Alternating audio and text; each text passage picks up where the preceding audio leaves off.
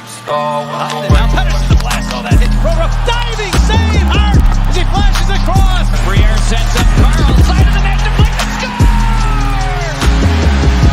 Briere moving in. Stop. Cuts to the middle. Still has it. Shot! Score! Here's Hughes giving it across. Oh, what a save! Save by Maher. Got it to him. He's an angle. Short-handed mid.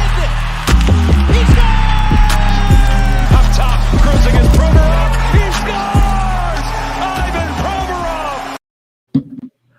What is going on, everyone? Welcome back to the Fired Up Podcast. I'm your host, Amedeo Grassia, along with my partner, Chris Maher. Tyson will join us for a future episode. We are always live streaming on the Painted Lines, TTP Sports, and Flyers Fan Mania 93. And for people who weren't able to tune into the live stream or are going to eventually tune in late, you'll be able to listen to that on Apple, Spotify, wherever you listen to your podcasts at. So, what to talk about right now? So the Flyers, they are currently in the COVID protocol, which is it's weird because so far we had Sunday's game and that was a very entertaining game. Tuesday gets postponed because we're learning about the entire situation with COVID. Now we knew on Monday or the day before the Capitals game that today's game and Saturday's game, which was supposed to be against the New Jersey Devils, those were postponed because of the Devils situation. And now this upcoming Sunday's game that was supposed to be played against the Rangers, now that is postponed. So the Flyers have had 4 games so far postponed due to COVID protocol. There are 5 Flyers in COVID protocol as of right now. The first ones are Travis Sanheim, Claude Giroux, Justin Braun, and recently added today was Jake Voracek and Morgan Frost. So it's weird right now because it's like this is the first time the Flyers have had to go through this situation and just the entire NHL in general, what they're going through with COVID. With the Devils, they have 16 players on COVID protocol. The Sabres have so many players on COVID protocol. Hell, the Canadian division finally got their first COVID protocol case with the Edmonton Oilers and Jesse Puljujarvi and the situation where they had to delay the game today just to get the extra COVID tests. So, Chris, like with the NHL now, they're implementing more, I guess, restricted COVID protocols. Like, just what's your thoughts on the entire situation? I mean, I feel like this was going to come. I mean, I think it's a small bump in the road, and hopefully it stays small because it looked all right yesterday because there wasn't anybody added, and we saw G and Braun get added, and then no one yesterday, and now today you hear Jake and Frost. And it's weird because we already know Frost is injured, pretty essentially out for the season. And pretty much it's like, well, if he was injured, then was he around the team? And they're saying that he wasn't around the team. That's what Charlie O'Connor tweeted earlier, that his situation with Frost getting it or potentially being exposed to it again. Because again, just to reiterate that getting put on the COVID protocol, as I almost just said, COVID protocol, it doesn't mean you actually have COVID. It could mean you were exposed to someone, you were around someone that had it, whatever. If in Goss's situation, his girlfriend knew someone that had it, so he had to quarantine. Things like that. So it doesn't mean that person have it. We actually don't even know who has it. We just know that they're in the protocol. But as I was saying, the Frost situation is that he wasn't around anyone. So my thing is. I mean, I think the NHL had to do this. I mean, we saw a few games ago, they took out the glass behind the benches. Now they're taking it out behind the penalty box too for the airflow. All the people have to wear like players, trainers, coaches, all that stuff. They have to wear the N95 mask now, not like the cloth mask or like the medical mask. You have to wear those. So they're definitely adding some stuff to this, and again, they have to because it looks like it's getting out of hand right now, as we saw the first case in Canada, which again on the national broadcast they made it like that Canada was perfect, and Canada's actually looked like they've done really good throughout all of this since the start of COVID, since like March once it hit the United States and everything and things like that. But again, it's tough because, as we kind of see in the comments, this comment here, no Lake Tahoe game most likely. As it's put up on the screen, that could even get pushed back. They already said for the Flyers that they're going to look to open the practice facility on Monday. They'll play on Thursday. That's against the Rangers, right? That game was originally scheduled against the Rangers, and then Sunday's game.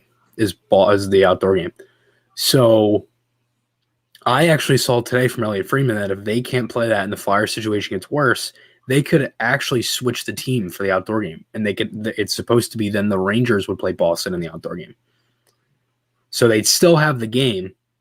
It's just the Flyers want to play if it gets worse. Now, I don't think that's what they're going for because they already said they're looking for Thursday's game.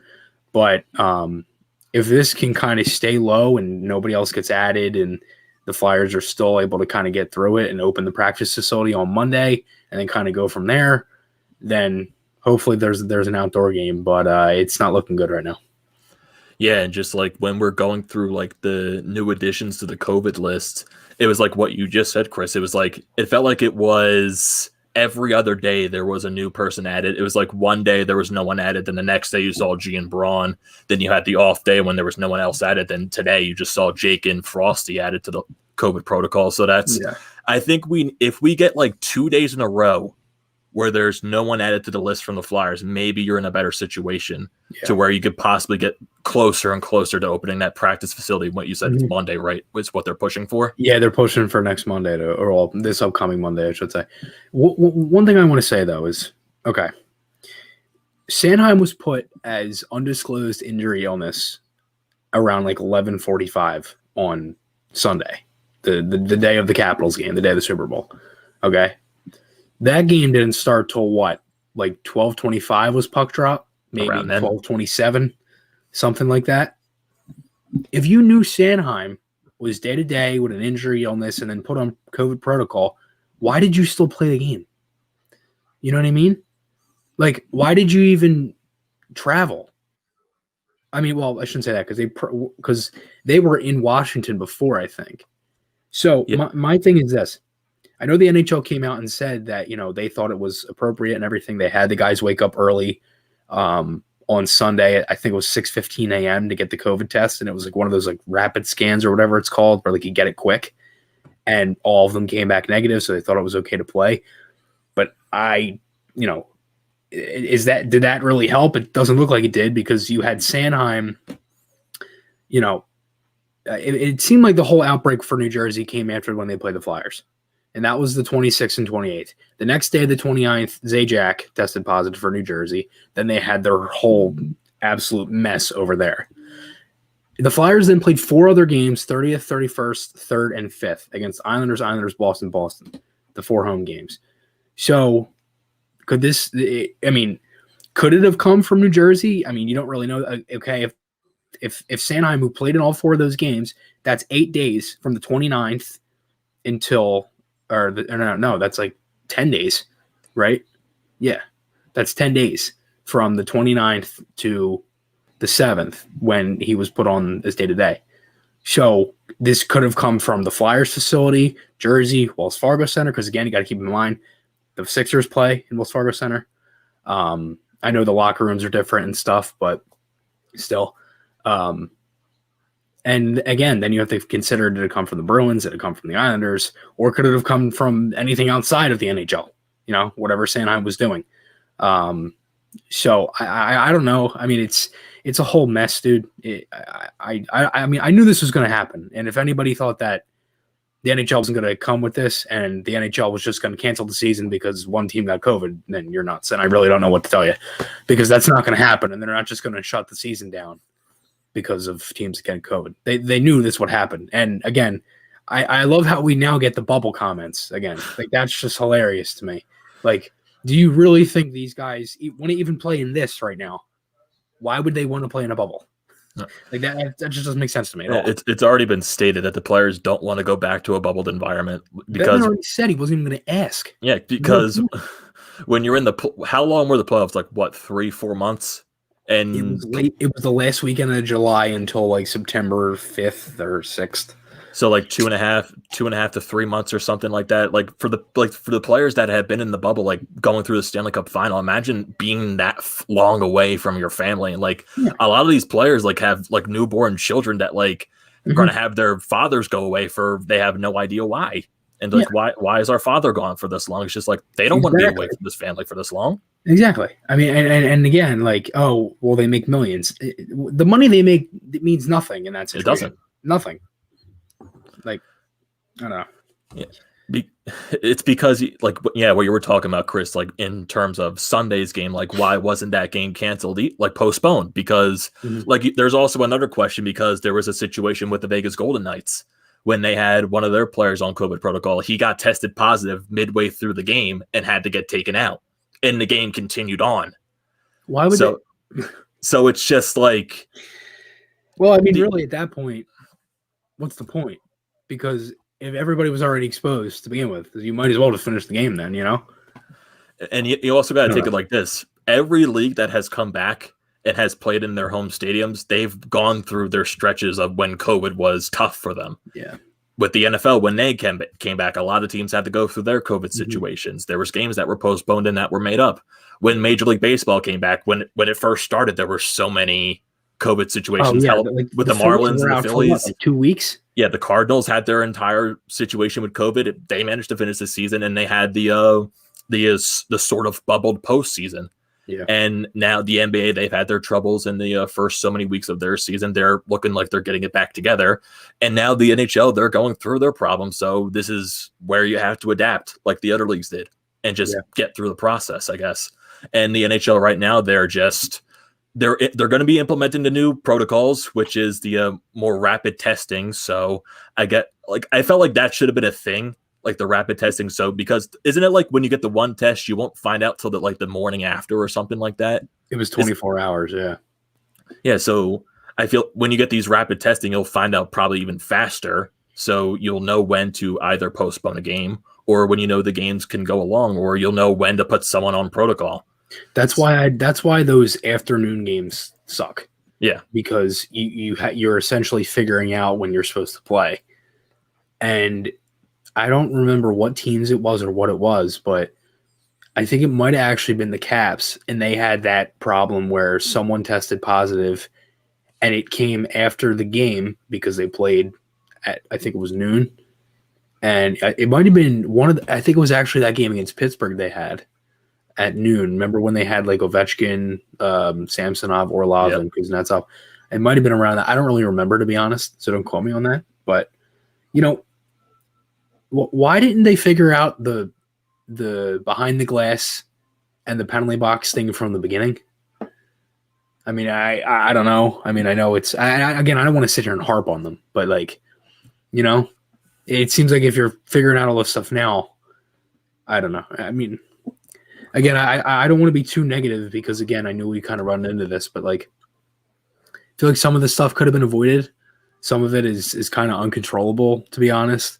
I mean, obviously spreading it from everybody. It makes me think what actually happens behind in the locker room and stuff. Is there an actual issue where the teams aren't complying with the rules or what? Is that something they have to look into? Or there could be possible, because I know one of the newer rules is they're going to try to implement something into the locker rooms to where it can protect people who haven't been, I guess, tested positive for COVID or something like that.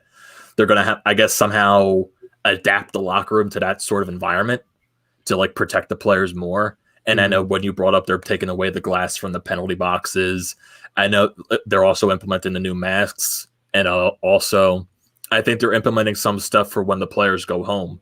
Is they really want them to limit the outdoor activity they do, especially with the people that live with them. So with Claude Giroux, since he's on COVID protocol, I think he has to quarantine away from his wife and his kid.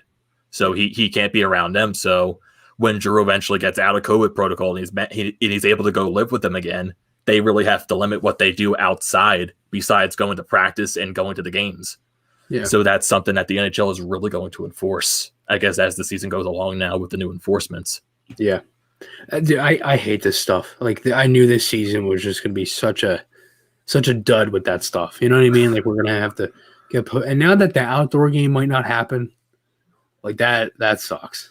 Yeah, because I'm seeing that in the comments right now. Some people are really upset maybe that might get postponed. Philly sports fan right here saying, "Are you serious? We need that Tahoe game." That's the thing. I want to get revenge against Boston outdoors. And then he also says, COVID sucks. We need Flyers hockey. I agree with you, brother. I really agree with you there. And then we got our good buddy Hunter Brody from Sports Talk with Brode saying this team needs Dave Haxtell as the head coach. What are you drinking there, Hunter? I don't want it, but what are you I drinking? mean, the Leafs are playing good. I'll say that. I mean, Toronto's what, 11-1-2? How much part does Hackstall have in that? Honestly, I got to look at their power play, to be honest. I mean, every power play looks good, but besides the Flyers, yeah, right. It's funny, like when you look at the Leafs, they look dangerous, but then you think to yourself, that division sucks. Like it seems like there's like 4 or 5 teams that are just like either a game or two below 500, and then you have Ottawa, and then you have Toronto and Montreal like playing good. I mean, the Habs are the same as the Flyers, 8-3-2, and as I said, the Leafs are 11-1-2, and like Vancouver looks like a mess. I don't really understand why. Edmonton looks a mess. Calgary, I haven't really seen much of. Calgary has had their. It's like they're not like this amazing team, but they've had their games. Like Johnny Gaudreau has been amazing this season. Markstrom's really look good too. Markstrom's look good too. Yeah, that helps out my fantasy team.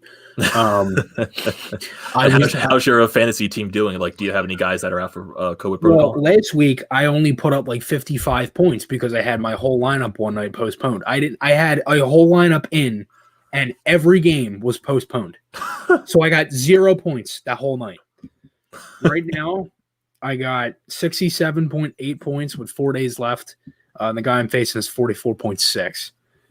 And I forgot to set my lineup for tonight, and that sucks because I missed out on 4 points from Crosby and Malkin combined. So, oh wow, yeah. But yeah, I mean, overall, I'm getting there, but it sucks with the Flyers out because I have 4 Flyers. I have Patrick, Voracek, Giroux, and Carter Hart, and that doesn't help me because they're all in the COVID protocol. So that sucks. But you know, overall, it is what it is. But yeah, I got completely smoked last week because I was a total schmuck a couple times and forgot to set my lineup, and then everybody else was postponed. So. Well, it's just when you're looking at this entire situation, it's weird because now you have Sunday's game postponed. That was against the Rangers. I would still say next Thursday is somewhat in question, even though they're debating on opening the practice facilities on Monday. Yeah, it's just an odd situation. I can't imagine what the Devils are going through, man. I just can't having that many players on COVID protocol. When was the last game they played was what? I think it was one of the games against Buffalo. I think one of those 2 games was their last. Wow, the 31st. So they haven't played at all in the month days. of February. Jeez. I can't imagine their situation, how bad it got. It's so mind-boggling. And to think like with Canada, to where they only have one problem, and it happened like a day or 2 ago, or actually it happened today. But with Puljujarvi. Yeah, with Puljujarvi, where the game had to get delayed so they can get the extra COVID test to make sure the game was like good to go. But just like thinking, like Canada went, because I know Canada with the way they run things, they're way more stricter in what you can do than here in the U.S. So I can understand why there haven't been that many outbreaks between the teams. But like think of the U.S. team so far. You had Dallas at the beginning of the season; they had so many players on COVID protocol. With the Devils situation, the Kings have some players on COVID protocol. I think the Wild have players on COVID protocol. The Buffalo Sabres do. I think Vegas does. There's quite a few teams mixed here that have had players on COVID protocol. It's like I said, it's a situation where the league has to adjust and adapt to ways to fix the problem. Yeah, like it's not like they're not just going to shut the season down. They can't. No, they can't. I mean, they literally have already come out and said that it would have cost them less money if they didn't play at all. So there's a reason they're doing it.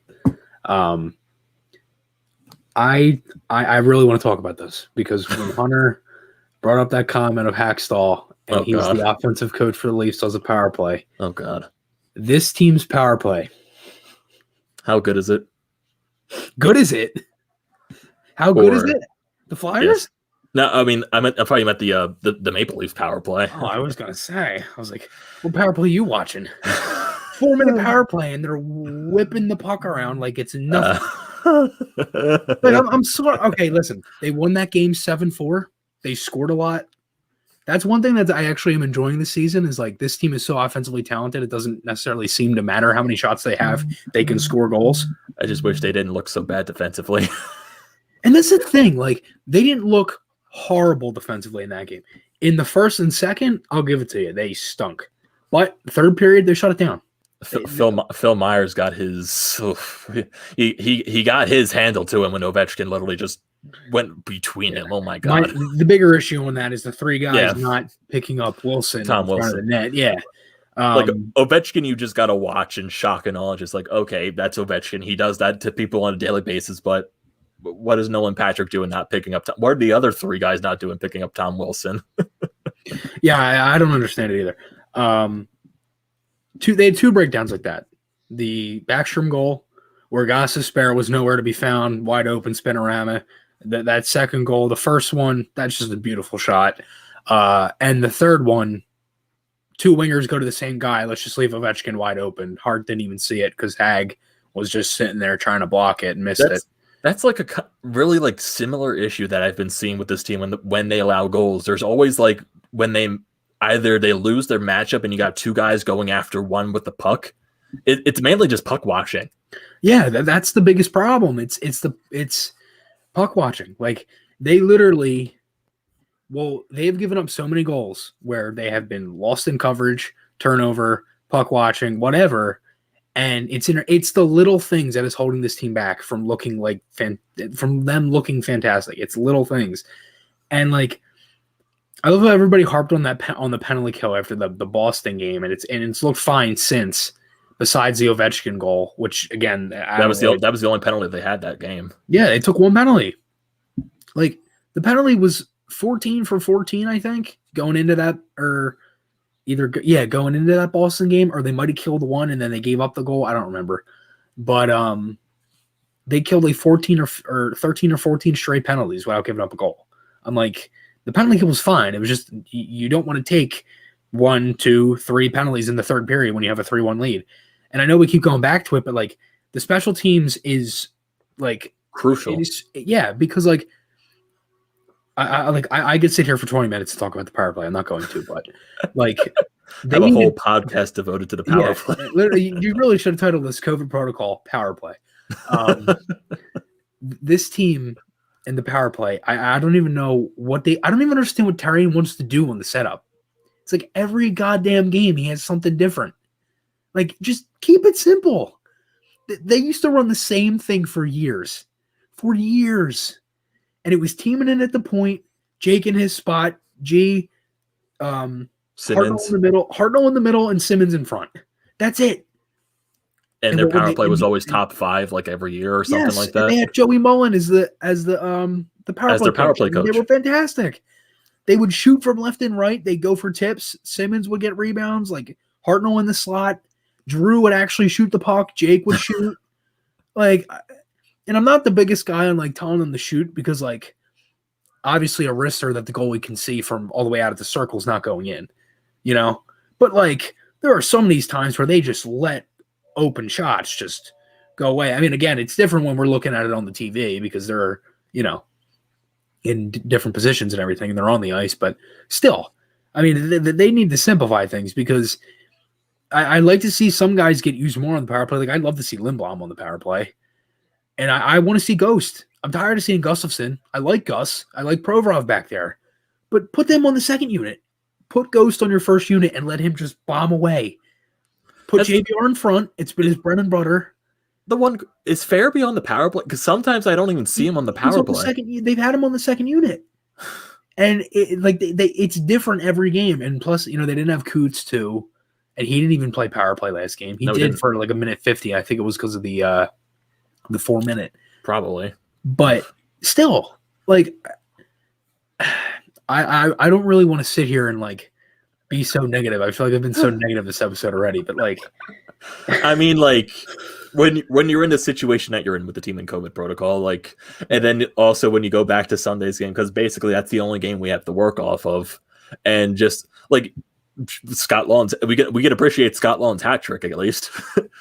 Scott, honestly, going into that game, Scott Lawn has had I would guess a little bit of an underwhelming season, but ever since like him, JVR, and Farabee have been a line, they've had a good amount of chemistry. I've like, especially JVR, man. Like, he's been fantastic. We need to appreciate the pigeon at least. Yes.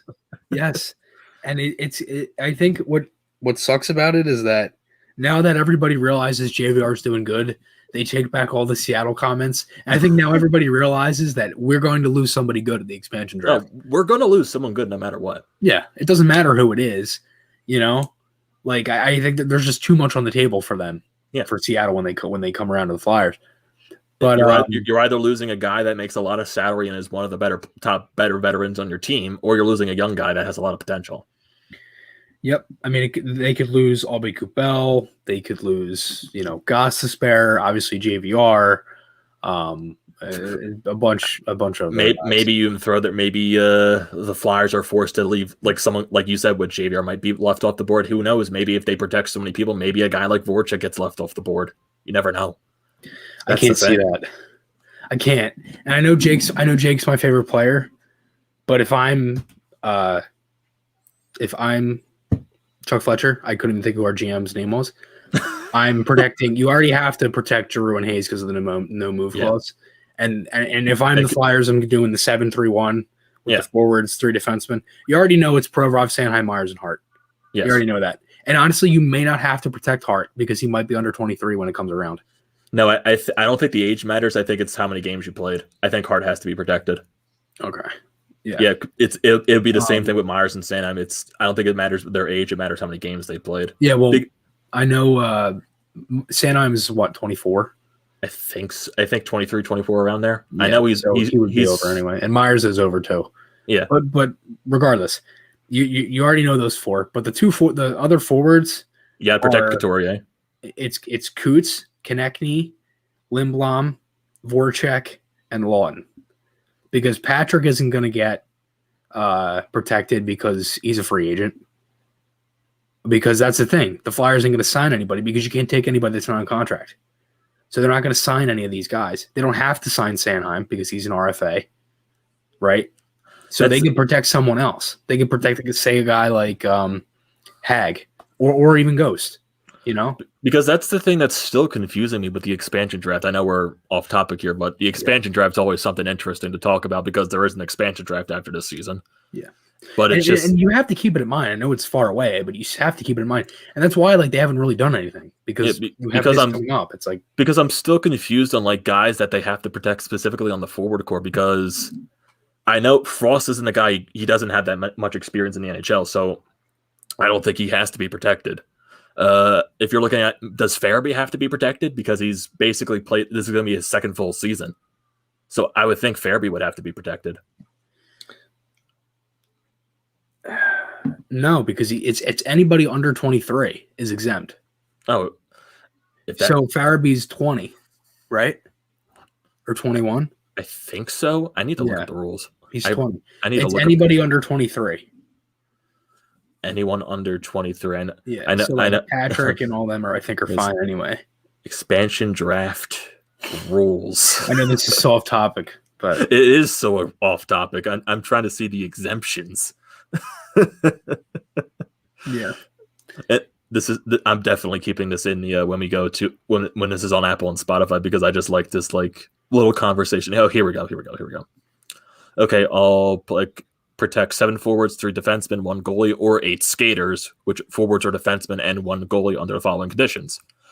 All players with a no movement clause at the time of the draft and who will decline to waive that clause must be protected and will be counted towards the protection limit. All first and second year NHL players and all unsigned draft choices will be exempt from the selection and will not be counted towards the protection limits. In addition, all NHL teams must meet the following minimum requirements regarding players exposed for the expansion draft. 1 defenseman who is under a contract in 21-22 and played in at least 40 NHL games prior to the season or played at least in 70 NHL games in the last 2 seasons combined. 2 forwards who are under contract for 20. It's basically the same thing as the defensemen's with that situation. Same thing with the goalie. So that's what so first and second year players are exempt. That's what confuses me with Farabee because his second season will be over and he'll become a third year player. So will he be exempt still, or will he count as a third-year player and have to be protected? That's what confuses me. It's before the season. So he would still only count has as a 2 years. second-year player? I would assume. That would be my guess. I mean, I don't really know, but that would be my guess. Yeah, there's so many things you got to think about the expansion draft. There's so many rules that confuse me, but it's weird. Because what you just said, like the 23 thing or the amount of games, like what is the difference? So who knows? And it seems like anytime you look it up, it tells you a different thing. Yeah. So I don't really know. I mean, we did probably have to go back to the Vegas one. Yes, we probably definitely would have to. Yeah. But again, I think once that rolls around, that'll all get reported and stuff. Yeah. So I would say, I guess if you want to get off the Flyers topic for now and get to something that can, it sounds weird. It's really weird. So if you go to the Pittsburgh Penguins, so Ron Hextall is their next GM and Brian Burke is their next president. How weird is that? It's weird, but it isn't, because I understand it from a Penguins perspective, because you got to think they go rebuild. But I can't see them doing anything else. Hextall called it a retool, which I find so odd. Because when I'm trying to think of this situation, because Hextall is a guy that likes to build through the draft and build up the prospect system. And they don't have recent picks like that. Yeah, they don't have a first round pick. And you also have Brian Burke, who's not a guy that likes to rebuild. Because look at even though he was in Toronto, he didn't want to rebuild in Toronto. He wanted to make that team competitive as possible, and then it fell lopsided. He did the same thing in Anaheim. He did the same thing with Vancouver too. Yeah, he was in Vancouver for that little stint. He was also in Calgary for a little stint. I don't think he's a guy that likes to rebuild. So I don't know how Hextall and Burke are going to mesh together with their type of philosophies. And Burke has been out of the game for so long. Who knows? I think the thing is that Hextall kind of knows now what to do and what not to do, because he knows what happened in Philly, with everything that kind of happened there, and I had a conversation. There was a whole Twitter argument I had about this, and it was was Hextall excellent at drafting? Was he excellent? That word excellent. I'm thinking to myself, well, how was he not? And I just start spitballing guys that are already on our NHL roster, like Konechny, Provorov, Hart, Sanheim, Myers, Lindblom, Friedman, Albie Kubel. I mean, I could go on and on. Frost, Farabee, and then I kind of go through the prospects. I'm like, well, Zamula, guys he kind of picked up that look very good. I almost just said York. All the goaltenders that he's brought into the system. Yeah, he's essentially drafted every goaltender besides Roddy Ross, which was Fletcher. Yeah. And again, was he excellent? I mean, he literally built probably a half or maybe third of your NHL roster, as we speak. So I would say he is. Some of them were kind of on a tee for him, but Hart was a gem. I really wouldn't disagree that he's an excellent in drafting. I mean, some of them might have been put on a tee for him, but still, you can still lift it up regardless if it's put on a tee for you. What were some of the reasons that were for the disagreements for why he wasn't an excellent drafter? Oh, for Frost and Zamula, we don't know what they are yet. I'm but everything positive, just that doesn't matter then, right? Because they're a high-end prospect, but we don't know what they are yet. We can't say he was good at what he did. What does that have anything to do with it? Yeah. I think some people criticize Hextall because he wasn't with the drafting standpoint, is that he wasn't able to draft someone that was a star right out of the gate. The only guy that you can really, even though I don't want to bring this into an argument or anything like that, the guy that, even though this wasn't Hextall's decision, Hart has become a star right out of the gate with how he's changed this team. Konechny, it took a little bit. It took a year for him to really solidify what he can actually do in this league. Provorov, wouldn't say he became a star right out of the gate, but he's growing into that. You also kind of have to look at the team situation too. Yeah. Were any of them put in a situation to succeed right away? No.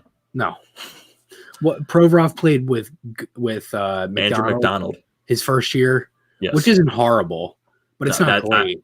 I find that as being the epitome of hell, being paired with Andrew McDonald. And he still somehow played good Provorov. I don't know how he did, but I mean, Konechny played third line. It was his first was benched for Yuri Laterra at times. Yeah, it's like Konechny. I forget what happened his first season. He definitely wasn't playing top line or anything near there. No. And then it really wasn't until his second season when Hackstall decided to put him up with Couturier and Giroux, and that's where he finally broke out a little bit. Yeah, they had him there at times. Yeah, he played with Simmons a lot. Yeah. I think what going back to where people really just wanted draft picks to really just break out and showcase that they're a star in this league. It's like when you look at what Hextall tried to do with this team, I think also in part of this because I feel like Hextall, when he originally came here, he wanted to go through a full rebuild. But Ed Snyder, he was still the owner of the team at that point, and Ed Snyder, he didn't want to rebuild. He wanted to be competitive no matter what, and he was barely accepting a retool. Yeah. So Hextall went with the philosophy, okay, we're going to build for the draft. We're going to get all these picks, trade away a bunch of the bad contracts to get picks back, and then just try to stock up on a bunch of picks as possible to try to draft some people with those picks. He got rid of some bad contracts. Zach Ronaldo, he got rid of. He got Pronger. The Cavier. He turned Pronger into not Pronger, sorry. He turned Ronaldo into Felix Sandstrom. That pick ended up becoming, because they got a third for that, and that was Sandstrom. Pronger in the, I believe, was that the Sam Gagner trade? It might have been. I think that might have been when they brought Gagner here and played third line center, winger. I'm trying to think of some other ones. Filppula, that was a great trade. Regardless of whoever wants to say that Filppula was bad, I thought that was a great trade. When they brought Filppula here, it just didn't work out. He was old. He did a good amount. I can't really think of any of the. Oh, Grossman, that's one that was bad. Coburn, which he flipped for Gudis, which wasn't really that at the time was a good trade. The Flyers just didn't use Gudis right. Yeah, I thought it was a good swap for both teams, but they didn't use Gudis right. I mean, again, he made some. I mean, Brizgalov too. Did he buy out Briz? I think that was Holmgren that bought him out. I was going to say I don't remember if that was Holmgren or if that was. Because it was after the lockout shortened season. I think they bought out him and they bought out Briere. Yeah, I wasn't a fan then, so I have no idea. Well, no, Briere he still played. I think he got bought out, but he got signed to another team because when you get bought out, I think you technically just become a free agent. Oh, okay. I thought the Flyers didn't sign him, and he. No, I think he got bought out. He got bought out, I think. Yeah. It's funny. My dad just comments, "You like Gus? You curse him out more than any other guy on the team." I do. I do. I'll say that. I'll be like, Gus, what the? You know what I mean? I'm just like, dude, come on. But kind of going back to what I was saying was I liked Hextall. I did. It's just everybody, and this was reported kind of like Elliot Friedman the other day that the reason he was fired from here was because it was a big thing with the management and it was a whole mess. They were tired of waiting. That's why. Yeah, and they didn't let him do what he wanted to do from the start, and that's why he had to wait so long. So I don't know. Because when you go into upper management, I think what Holmgren was the president at the time, so who knows? Holmgren probably could have gotten impatient, even though he did step down after that. Yeah. And then you also when Ed Snyder's not here, it's basically just Comcast owning the team. And Comcast, who knows, most likely they were probably impatient and they wanted the team to get better so they could make more money. Yeah. So if you think about that, but now going into the situation with the Penguins, so one thing that I'm really just thinking about now, because if you look at guys like Crosby and Malkin, those are guys that probably wouldn't accept a rebuild with that team. They want to compete for as long as they can skate. Yeah, I mean, Crosby. He already did say he kind of knows that their run's coming to an end. And, I mean, they have to know that. Him, Letang, Malkin, all them guys, Rust, all those guys, they all pretty much kind of – guys that have been there when they won, they all pretty much know that by now. And it's weird with them because, I think they're in a spot where, they can still win, but I don't know what it is. Even if they get to the playoffs, they're nowhere close to winning a cup. I don't see they have the team for that. They're basically like a first round type of team, or they get lucky and they get to the second round. That's the only way I see it. And it's funny, just one thing that I think of in the back of my mind, since like Hextall has the Philadelphia connection, Robert Hagan a third to Pittsburgh for Crosby, and then Pittsburgh retains half the salary. And it's funny because they said that the relationship with the Flyers when Hextall isn't good now. Yeah, I saw that too. That might fuel something. Oof. And I am scared to figure out what that is, because I have a very strong feeling that they're going to turn around quick. And I don't know how, but again, like I don't know how Hextall's going to attack it, because he could attack it in a retool. He could. They still have the pieces to do something in the next 2-3 years. And I mean, they're obviously not really going to make many moves this year unless they're A, out of the playoffs completely, or B, just adding some stuff to maybe, add some depth at the roster, the trade deadline going in, if they make it. But like in the summer, I mean, who knows what he's going to do, because they could go build through the draft. Like, I really don't know. I mean, he's calling it a retool. And is that what he called it here? Did he call that a retool? I don't even know if he gave it a specific like type of term when he was here. If maybe he called it a retool here, but he tried to do a short rebuild here, I feel like. So, yeah, because I'm going to keep saying it to the very end. I think Hextall, when he was here, he wanted to rebuild, but the Flyers organization did not want to rebuild. He wanted to rebuild, but not long, short, because he knew that like they had some of the talent to get there. And I think the 14-15 season was pretty clear cut and obvious. The guy wanted the tank. I mean, Christ, he traded Hartnell for Umberger.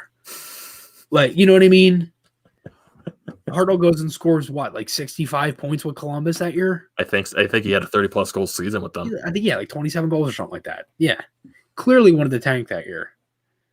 I mean, some of the things he wasn't there for, or some of the things, they tried to do in-house, like they tried to bet on Neuwirth getting healthy, and that didn't go well, as we all kind of noticed. Here's the thing that I'm trying to think about too with Pittsburgh, is because I'm looking at their cap friendly right now, and if I'm looking at this year's draft, they don't have a first, they don't have a third, fourth, or a sixth round pick. This year? Yeah, this is this year's draft. They have 1 second, they have 1 fifth, and 3 sevenths. They don't have that many draft picks. Their best one is in the second round. Unless, like you said, unless Hextall makes a trade and he acquires some type of draft picks, but I just don't know, like how, like specifically this year, like are you basically looking at, okay, maybe you try to compete this year since you don't have that first round pick, and then you start focusing on the retool next year? You could just do both, or you could do both. I mean, who knows? I mean, we don't watch the Penguins like that to kind of understand, but like from a perspective of like, I want them to suck for like 4 eons, like bad, like very, very bad, and I just don't think it's gonna happen. Like I have a strong feeling that once they kind of get in and make a handful of moves and kind of add some stuff to the roster, because I think that's kind of what Burke is there for. Yeah. Like he's going to kind of want to add the things that they kind of need right now. Yeah. I feel like they're doing the same exact thing that they're doing with the Flyers. It's just that basically the same thing. We're going to try to rebuild for the draft, but we're also going to try to remain as competitive as possible. I think, because I don't think Pittsburgh wants to go through another situation where they're one of the worst teams in the league and then they go bankrupt again, like they did before they got Crosby and they did before they got Lemieux. So I don't think they want to go through another situation like that. I don't think anyone would. I mean, literally, like if that happens again, I mean, I would love them to go bankrupt. Oh, I would love it too, and that would be the best thing in the world, because for the longest time, the only original thing that they could say was, 1975, and that's still the only original thing. Almost went bankrupt twice. Yeah, and that's the thing. Like I told you the story many times. Like when I was in Pittsburgh, oh my God, all the time when I went to that game, constantly as I'm walking through the section, and then it person coming up to me and this and that. I'm like, oh my god, get me out of here.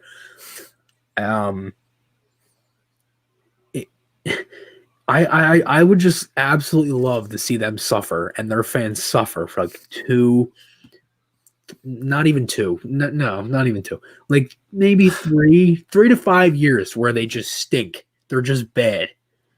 And like, I'm telling you, once Crosby and Malkin retire, I don't see them even remotely being close to doing anything, because I don't think their prospect pool, it doesn't look good. They have no prospect pool.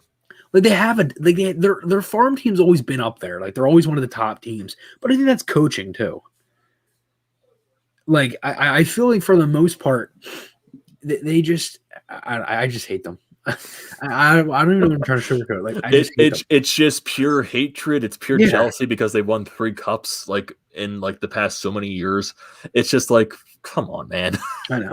And it was specifically like when they won the cup in 2016 and 2017. I know, Hunter, if you're still in the chat, you definitely rooted for Crosby to win the cup because that's just who you are. But it's just that when I'm like, really, you have to put me through misery 2 straight years of winning the damn cup. Especially when the Flyers sucked those 2 years. Especially when the Flyers were not good. Yeah. That was the 50th anniversary year. That was like maybe one of the worst times I've ever seen them play. And that was the 2016 playoffs when they didn't deserve to make the playoffs that year.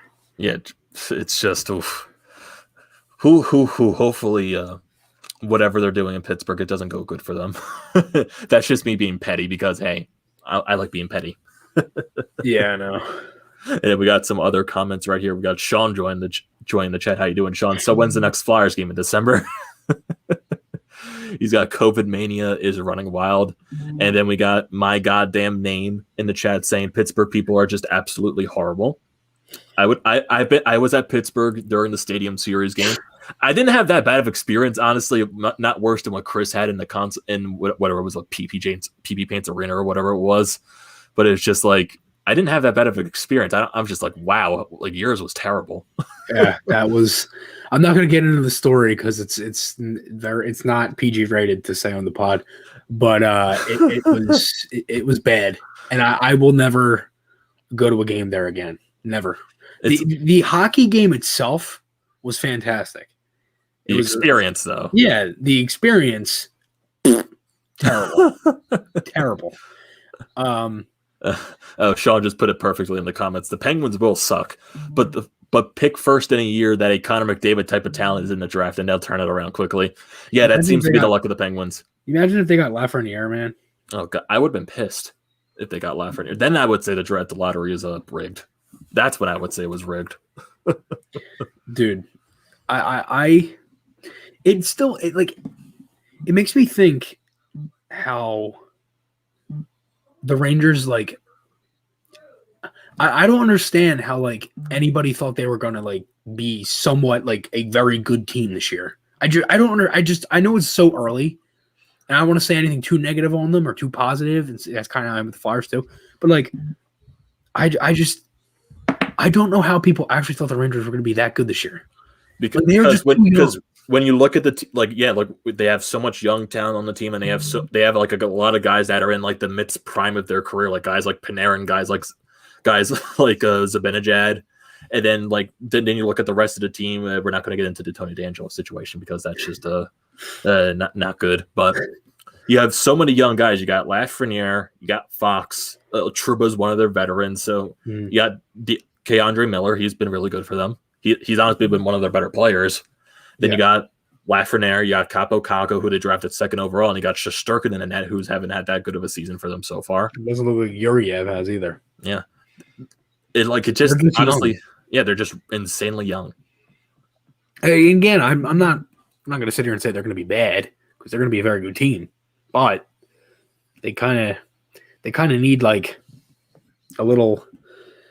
I think they might need a little bit more veterans, but then again, they don't because they have Panarin, they have Zibanejad. You know, I mean, they got rid of their veteran guys in Mark Stahl. Yeah. And what did they flop? What did they? Oh, Jesus, I can't speak today. What did they flip that for? A pick? I think so. Yeah. I think it was to Detroit for a pick or something Wasn't it like a that. fourth or something?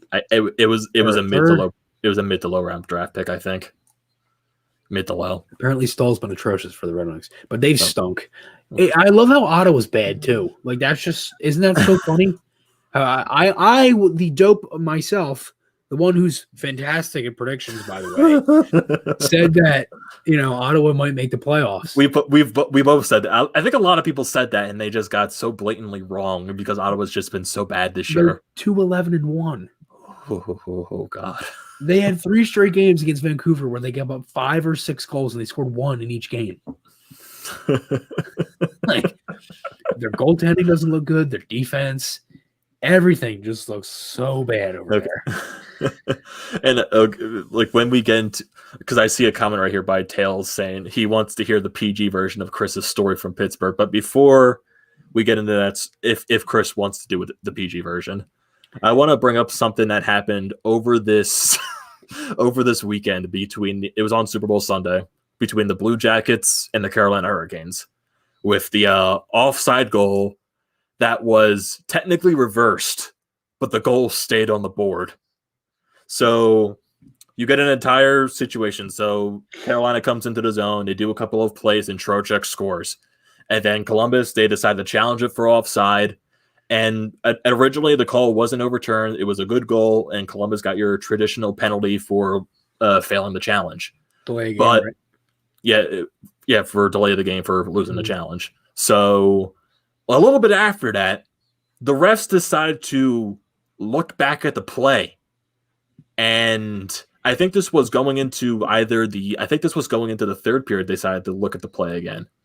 And obviously, you could tell from the replay it was offside. It was offside by a mile. And so the refs decided to make up for the mistake by taking the penalty off the board. But no, the goal was fine. The goal was still on the board. And it was funny, too, because Columbus lost that game by a goal. So could you imagine where that extra goal could have came off the board to where it would be overtime? So if you look into the entire story of it, apparently there were in the Situation Room in Toronto, I think it was a trainee that was in the background, like during the review, and I think his voice got picked up on the mic, and he was saying, "Oh, that might be a good goal." And the refs, they took their headsets off, they came out and said, "Yep, that's still a good goal." So a trainee was the reason why Columbus got screwed over during a game. Is that like official? I think that's official. I think it was a trainee. I think that's what a lot of people are saying. It was a trainee because they took the refs took the penalty back off the board after they reviewed it again. Because I think it was because I watched the Steve Dangle video and he was like explaining some of it, and he was like saying like after when they do the reviews, the people in the penalty box officials, they sanitize the headsets so they could be clean, so when the refs have to put them back on again. And apparently they were screaming through the mic saying, "No, it wasn't a goal. We made a mistake. No, come back." So it was just like, wow. It was just like it's so unfortunate. It is. There's been a lot of times where it seems like Columbus gets screwed with the calls like that. Like remember last year that game against Chicago where like they tied it or something. I think so. Or they won in overtime, and they didn't fix the clock because there were seconds that went off the face-off. They didn't add them back. If the seconds were added back, they would have the goal would have counted because they scored before the buzzer went, but it was like 0.6. And if they added the 0.6, so I think it was 1.8. If it was 2.4 seconds left, they would have won. So if they would have added that, you know what I mean? It's things like that. Like, why don't they just fix it? You know what I mean? I was so confused with the whole Columbus situation with that. But one thing with Columbus too, Line A, got benched already. He got benched. Yeah, benched already. I saw someone say this on Twitter. Like he's got 3 goals in 3 games since the trade. That means nothing. Like it's literally look at the Konechny situation. He led the team in goals and got benched.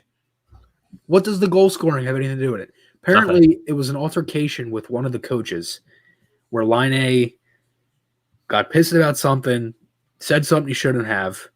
Tortorella benched him. They talked about it. Laine said he was in the wrong. He knew he was, and they were over it. And they went on. They moved on. And that's what they have to do. Everybody's just going to blow it out of proportion. Of course. But, yeah, of course. I love that. Of course. Why wouldn't they? It's when you see someone that's one of your top players that's benched, it's always going to be blown out of proportion. Always. Yeah. Oh, they did it with Konechny, and basically that's settled it right there. You get traded. I was like, what? What?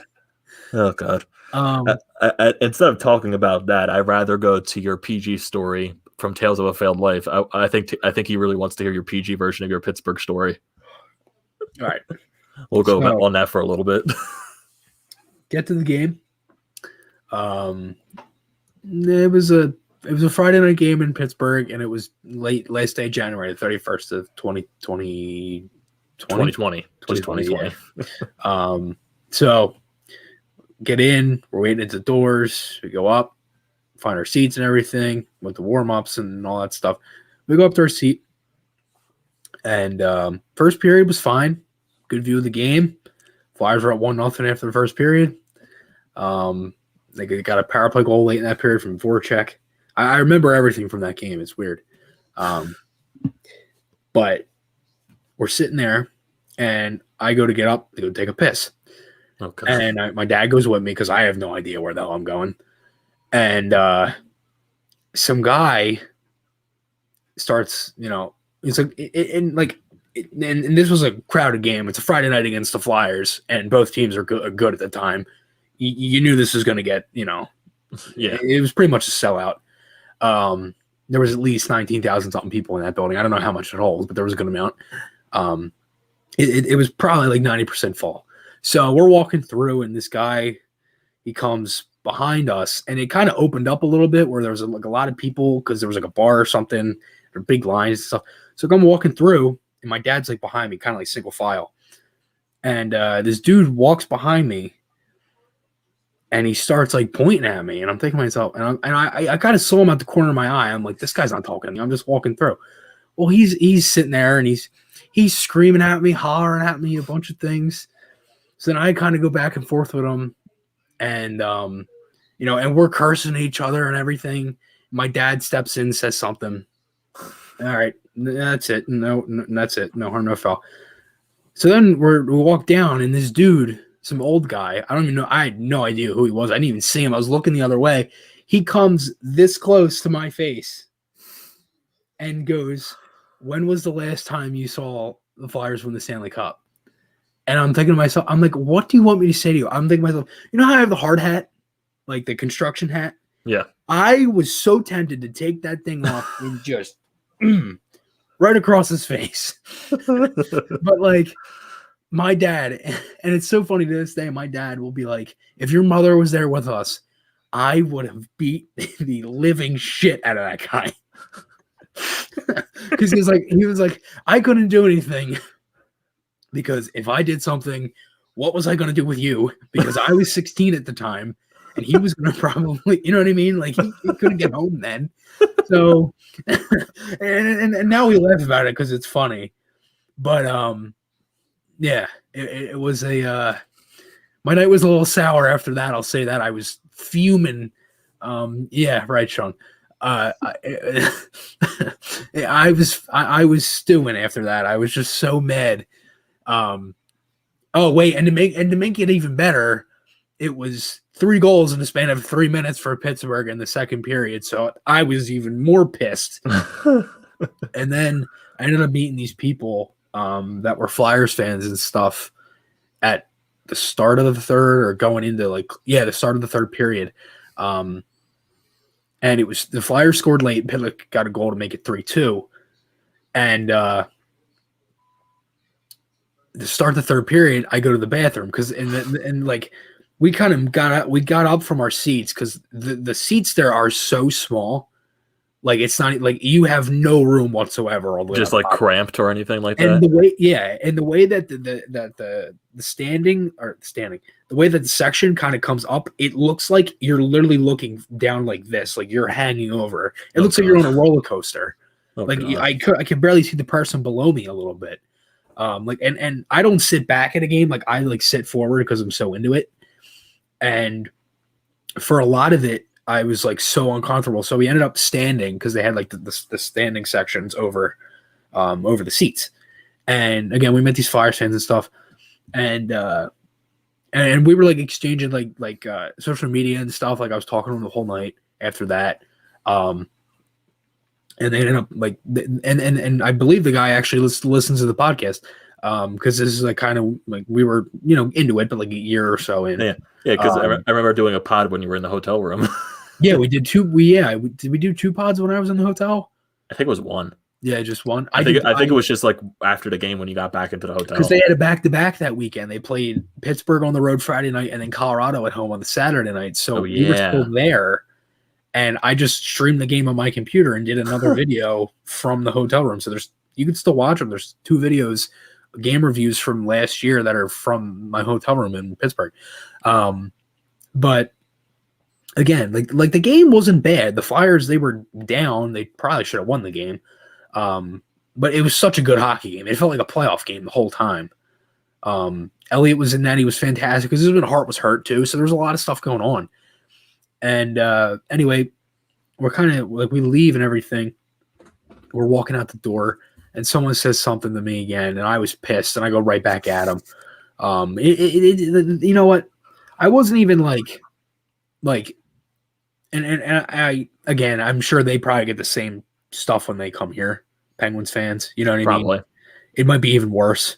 But that was the worst experience I've ever had in an NHL game. I could tell you like so many stories about like even before like we moved to the section that we were in currently. It was just like there was one game where I was like our first section, like after we got season tickets from the Phantoms when they left, like we were in the corner where it was on the Flyers side where they defended twice. And we saw over to where center ice was. It was like some random game. I couldn't tell you how many years ago it was, but it was like I could tell you so many stories of like during the 2010 playoffs, especially during the Montreal series, someone chucked a beer at one of the Montreal fans. And then like I saw like out of the court, like looking down like to center ice. I forget what year it was, but there was like something going on in the stands where like it was something that was happening where everyone was looking in that direction rather than the game that was happening, and someone was literally being carried out of the section. Like they weren't unconscious; they were literally just being carried. Yeah, they were being forced out. When I went to the playoff game against the Penguins at home, when I went to Game 4 of the 2018 series when they got shut out 5-0. And there was 2 Penguins fans below us that were just in normal clothes. And like we were talking to them the whole time. Like they were cool guys. But like every time we knew because every time the Penguins scored, they're like, fist bumping and stuff. And like I'm thinking to myself, is it really like that bad? Like I didn't expect it to be that bad. I'm thinking to myself, I went into their building decked out head to toe in Flyers gear. So that probably wasn't smart, but did I care? No, and I still don't care to this day. Yeah, I went to the Stadium Series game in Pittsburgh, decked down in Flyers gear. I was freezing as hell that night, but yeah, that sucked. That like I wasn't bumble. Like I didn't expect it to be that cold in Pittsburgh because it was freezing when we were up there. Yeah, because there was no sun on either of the days. It was like cloudy, rainy, and it was January, February. So it was and it recently snowed like that week, like the Wednesday, I think, and the game was. And it was funny too, like the day before the outdoor game when we went, it was like 70 degrees and sunny. So it was like we went, like it just got colder as the night went on. I was like, that's how it is. Like because you're like if right, it's warm in the winter, and then it's just freezing at night. Yeah, because one of my buddy was there when he was at college in Pittsburgh, and he said that's what Pittsburgh weather is like. It's like one day it could be hot, the other day it could snow. It's weird because like Heinz Field, it's like right next to the Allegheny, like where PNC Park is too. So you're getting the breeze from the river, and it's just cold. Yeah, when I went there, I went to Heinz Field and everything, and I love how everything is just all in one area. Yeah, like PBGG. Oh my god, PBGG Paints Arena.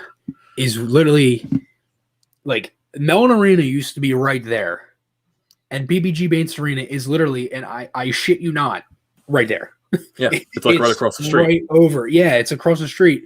The Mellon Arena thing is a parking lot.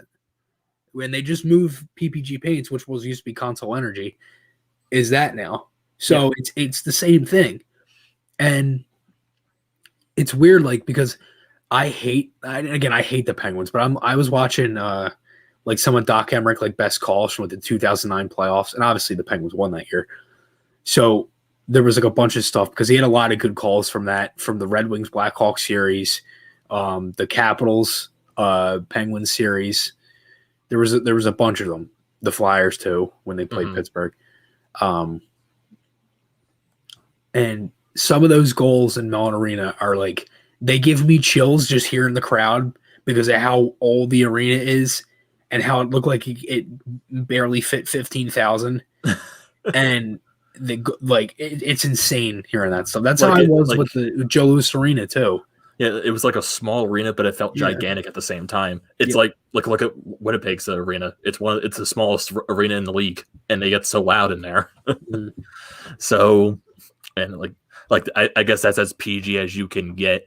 So we're over the hour mark. Wow, I didn't even realize that at this point. So we're gonna get into quite a few comments before we end off the show. I'm trying to find some good ones.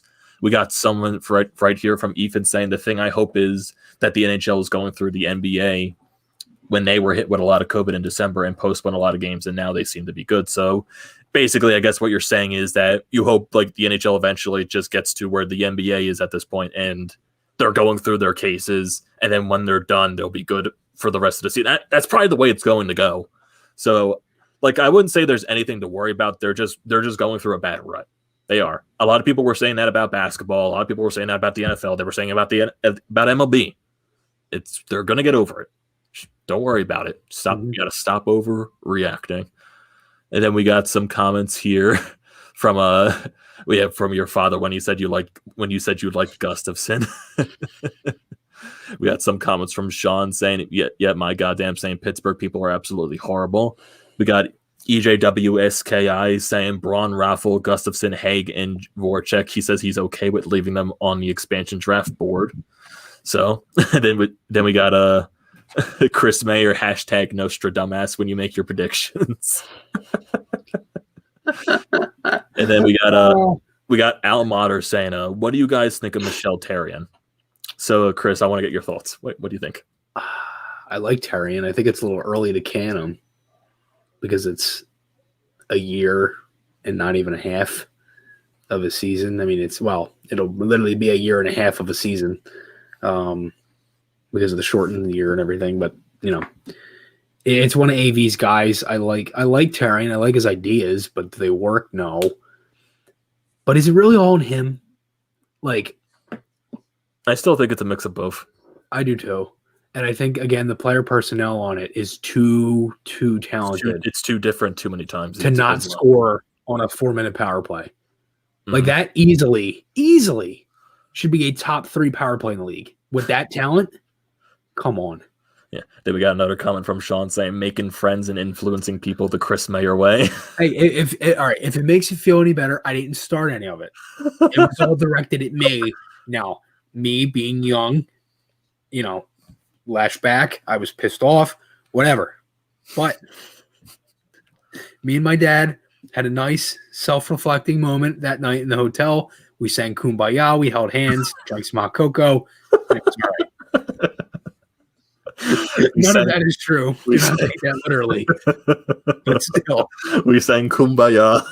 I think that's always the way you want to end the night. And then it was funny too because I think it was the 15-16 season because originally the game that we went to was a game against the Islanders in Barclays Center, and beautiful arena, not made for hockey, but isn't the scoreboard like at the blue line? Yes. So originally the game was supposed to be like in January or something like that, but then a snowstorm hit that weekend and the game got pushed. Got postponed, right? Yes, that was the game that got postponed to the final one of the season. And I think it was like Neuwerf or something like that. The Flyers arrested so many people that game. Yeah. And I think they won 5-2. Yeah. But the arena was empty. I guess for the arena that it was, there was a good amount of people, but it wasn't packed. And I think The Islanders I think weren't the good that Islanders are year. going to make the playoffs that year too. The Islanders weren't good that year, but we were sitting next to a family of Islanders fans, and there was just this one little kid that would just wouldn't stop staring at me. I didn't do anything. I was being nice to the kid. I was like, "Hey, how's it going?" It was just like, I mean, like, what are you going to do? But I'm just like, in the back of my head, I'm like, "Kid, what are you doing? Stop staring at me." I'm just a Flyers fan. I remember one time We're not an endangered species. I remember I went to a home game before against Toronto, and it was remember that game where Couturier like absolutely ripped one with like a minute left over Anderson's shoulder through the neutral zone. Oh yes, yeah. I do. And it was that game, and I was up in the 200s, and there was a mom and her son and her daughter like below us, me and my dad, and our whole row was empty. And it was me, a seat, and then my dad. And we like spread out because we had all the room. So we're sitting there, and like the kid might have asked like the same question about 15 times in just the first period. Like what like offside was. Like I don't remember what exactly the question was, but it was like the simplest thing. And he already knew the answer to it, but he just kept asking it. And to sit there and hear that, oh my God. I was so happy that we were able to move down for the third because I was annoyed. I was so annoyed. That kid would not shut up the whole night. And I was just so happy that they ended up winning, because if I had to go to that game, listen to that kid, and then they lost, I would have been even more mad. Oh my God. I have so many stories that I could tell just for being a season ticket holder with the people that sit around me. Did I ever tell you the story of when my dad punched a hole through the ceiling at Wells Fargo Center? We can get to that in another episode, because most likely we'll be doing another episode before the Flyers even play another game. So we could just have that episode for a bunch of stories. We could start next episode. Start next episode by talking about how my dad put a hole through the drywall, the Wells Fargo Center ceiling. Oh my God. Yeah, cue it next episode, folks. It's mainly just going to be story time because there's no Flyers hockey right now. So it'll just be story time and your general updates on when the Flyers are going to be playing. Most likely it will be Thursday, but who knows with their entire COVID situation. But it's an odd time right now with the Flyers, but they'll get through it. We'll all get through it. But right now, I guess we got stories on the podcast to keep us going, like the one Chris told us today, and we're definitely going to get into a lot of them for the next episode, so definitely cue into that. And thank you for joining this episode of the Flyer Up Podcast. Don't forget to subscribe to everything that is the Painted Lines: Twitter, Instagram, YouTube, Facebook. And when you go to their Twitter page, you'll see their first pinned tweet is the link to the public Discord server. Definitely go check that out. You can talk with a bunch of us there. All the writers, podcasters, everyone, you name it, at the Painted Lines. Talk to them about Philly sports. Whenever the hell Carson Wentz is going to get traded, we just don't know. So you could definitely talk about stuff about that. Definitely go check that out. Don't forget to subscribe to Flyers Fan Mania 93 for Chris. Follow him on Twitter _Chris Maher. Subscribe to my YouTube channel, TTP Sports. Follow me on Twitter at Amedeo Grassia 98. And if you want to contribute to the Flyer Up Podcast, Anchor lets you donate to us monthly for us just to make the podcast even a better viewing experience for you guys, just better overall experience. So if you ever want to do that, there definitely will be a link down below, either in Apple, Spotify, or if you listen to it on Anchor, you'll definitely find it somewhere there. So thank you to people who were able to do that. Thank you to people that listen always. And like I said, if you haven't been able to tune to this, you'll be able to listen to this on Spotify, Apple, wherever you listen to your podcast at. So for this episode of the Flyer Up Podcast, don't forget to check us out everywhere. And I mean it, everywhere. So I am your host, Amedeo Grassia. He is Chris Maher. And we will see you next time for story time, because that'll be a fun episode. So see you later, everyone.